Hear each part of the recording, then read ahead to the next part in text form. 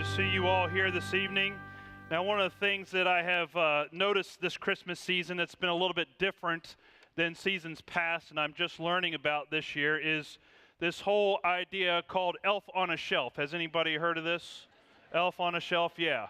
And I understand this. If I get this right, it's an elf doll that comes with a book, and it's about a story about an elf, and the elf goes and is sitting somewhere in the house, and then at night when everybody goes to bed, the elf goes and reports to the North Pole, the behavior in the household, and then comes back the next day and is somewhere else in the house. And so every day the young people are getting up looking to see where the elf is the next day and what the elf is up to.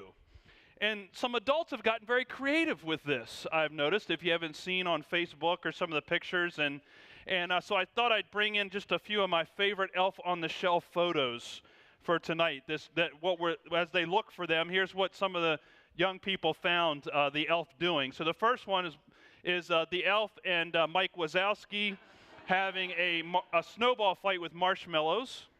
So I like that. Second one is the elf is obviously addicted to chocolate. Evidently, he's now starting to date Barbie. We got another shot of that, I think. Yeah, there's he and Barbie in the hot pink Corvette. And then, of course, he got kidnapped by the Lego men. And I don't think you can read the sign from back in the back, but it says, "Go home, this is our house." And so they've taken care of him like Gulliver's Travels, it looks like. But my favorite one is this. This is the Abominable Snowman Barbecue. Little sweet baby rays on the side there for the elf. I like that one. So, but a lot of families are having a lot of fun with this year, and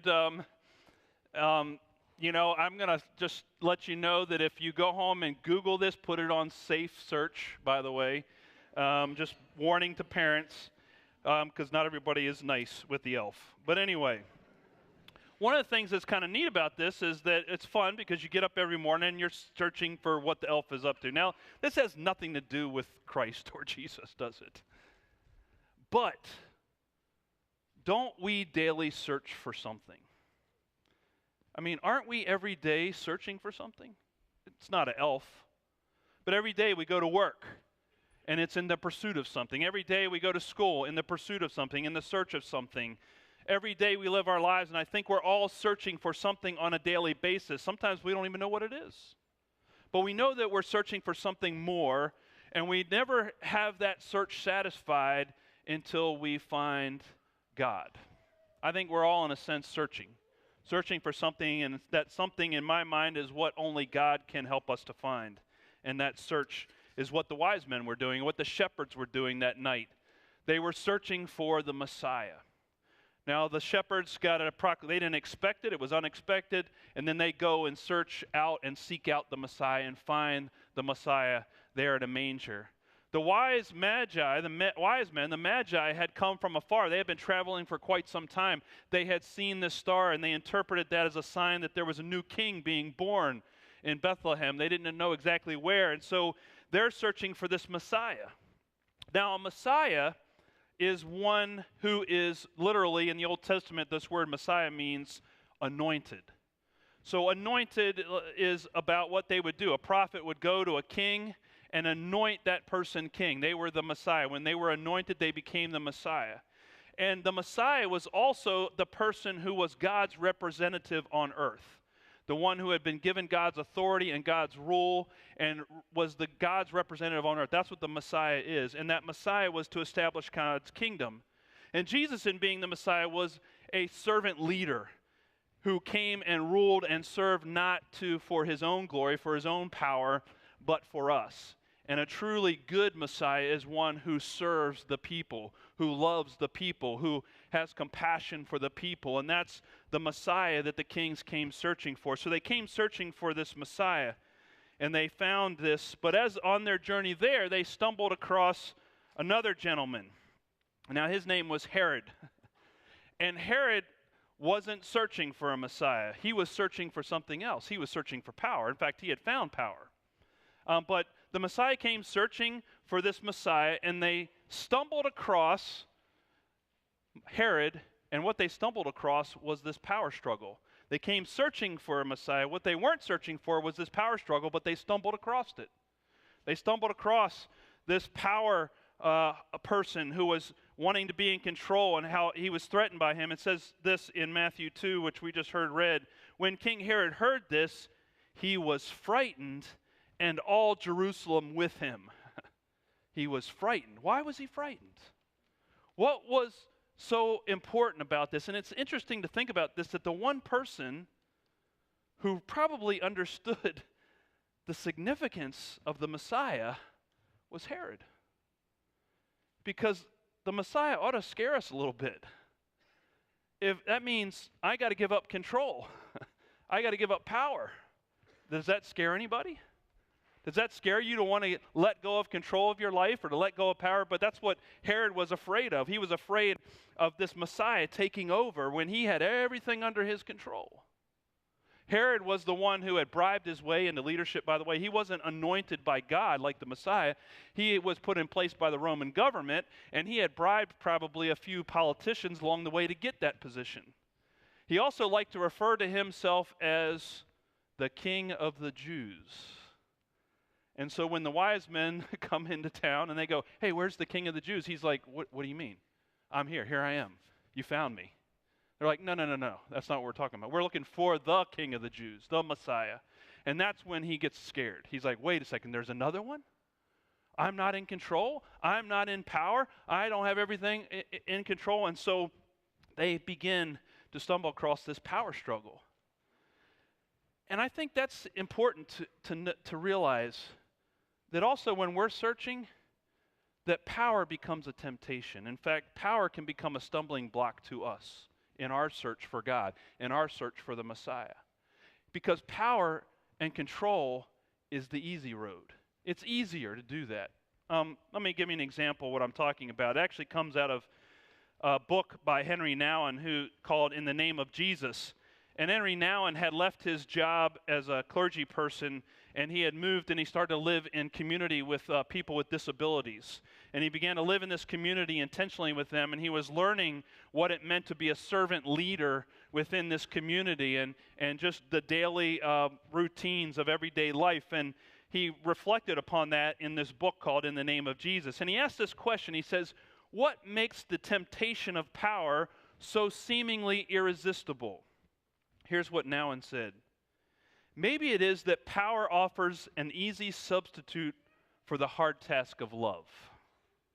It seems easier to be God than to love God. Easier to control people than to love people. Easier to own life than to love life. I love the way Nouwen puts that. 'Cause I don't know, when I read it, I go, yeah, I get that. It's easier to want to be God and to be in control than to love God.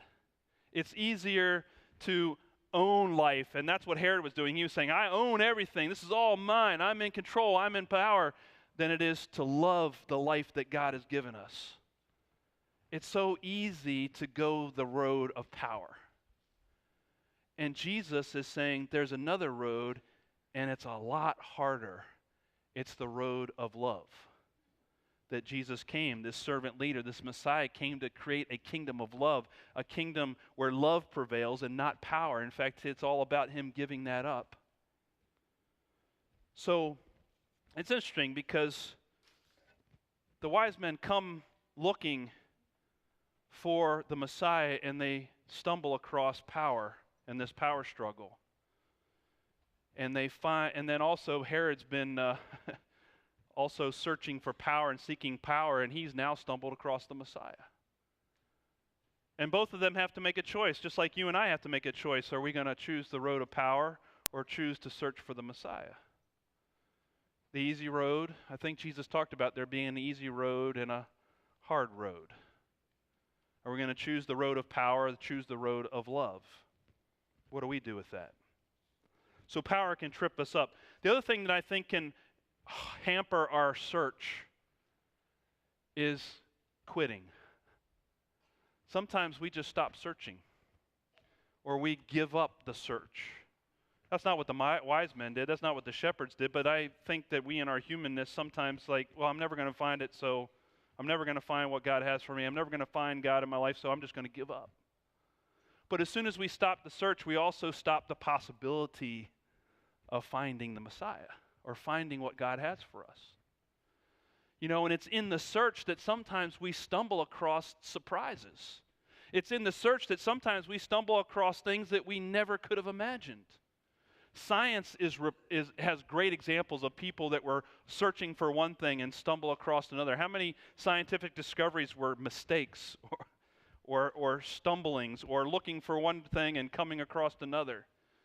You know, at the DuPont factory in 1932, a guy by the name of Roy Plunkett, and his friend Jack Reebok were studying gases used in the refrigeration.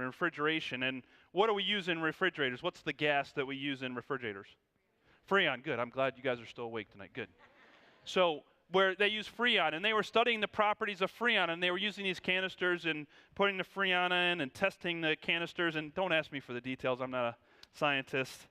And but anyway, they were going through these experiments, and then all of a sudden they made a mistake in one of their procedures, and they had one canister that didn't work well, and so they took that canister of gases, Freon, whatever they had done to it, and they set it aside thinking it's a mistake. And so they just kind of put it off to the side. But later, I think Plunkett got home and he started going, you know, that might have been dangerous. Shouldn't have left that there. That thing could explode. So Plunkett goes back in. He finds the cylinder, and he kind of just, without thinking, because sometimes scientists do that, they just do stuff without thinking, he opens up the cylinder. And he finds in the cylinder this substance, this white substance. And it's heavy, and it's this solid substance that he'd never seen before, and so then he begins to test it. They begin to test the substance. And they find out that this substance doesn't react with other chemicals. It retains its properties, whether subjected to 500 degrees above zero heat or 400 degrees below zero temperatures. It doesn't change. It doesn't have any effect. It has no vacuum effect, and so they started to think, you know, this could work in outer space because of that. And so they began to look at all this, and the other thing they realized was that this substance refused to stick to anything else. And what they had discovered was Teflon. Anybody ever heard of Teflon? So they were looking for one thing, and they stumbled across quite an amazing thing, Teflon. And now Teflon's used in pots and pans, wiring for cardiac patients. It's used in light bulbs. It's also used it's used on the Statue of Liberty to stop it from rusting. And so they found this miraculous substance, even though they were looking for something else. And they would have never discovered it. They would have never been surprised if they had stopped their search, is what I'm saying. Had they left that canister aside, if they had just stopped looking, they would have never found that greater thing. And I think that's also what happens when we stop searching. Whenever we resign ourselves, whenever we stop our search, we're also letting go of the possibility of God revealing to us something far better than we could ever imagined or search for. Messiah, the Magi got it. They were looking for the Messiah, that great thing that God had put on the planet, great person that God had put on the planet. The shepherds were surprised. They weren't looking, but they got surprised by a Messiah. And Herod didn't want to have anything to do with the Messiah.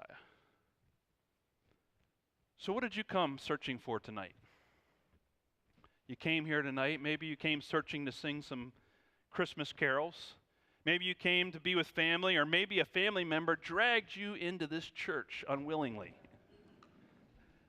That's okay, because in the church we don't think there are any mistakes. Nobody's dragged in here. You're here for a reason. But I think that we all came searching for something tonight. Every day we're searching for something. Maybe you came here searching for happiness. Isn't that what part of Christmas is about? To find happiness. Maybe I'll get that perfect gift, or maybe I'll get the Xbox or the PS4 under my tree, and then my life will be complete. But have you ever noticed how those gifts are great for a little while, and then I'm right back to searching for something more again? They never really make us happy, and maybe it's because we're not really looking for happiness. Happiness comes and goes. Happiness is fleeting. What we're really looking for maybe is contentment. We're looking just to be content, to be satisfied with the blessings of life and what God has given us. Maybe we're looking for contentment.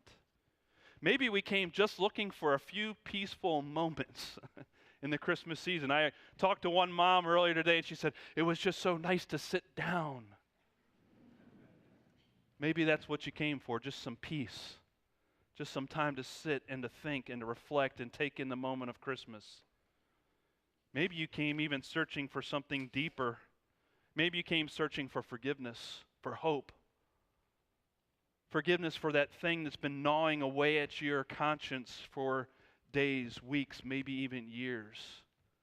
Or the ability to let go of something that you need to forgive somebody else for in your life. I think we all came here searching for something. My hope, though, is that you'll be surprised by something better.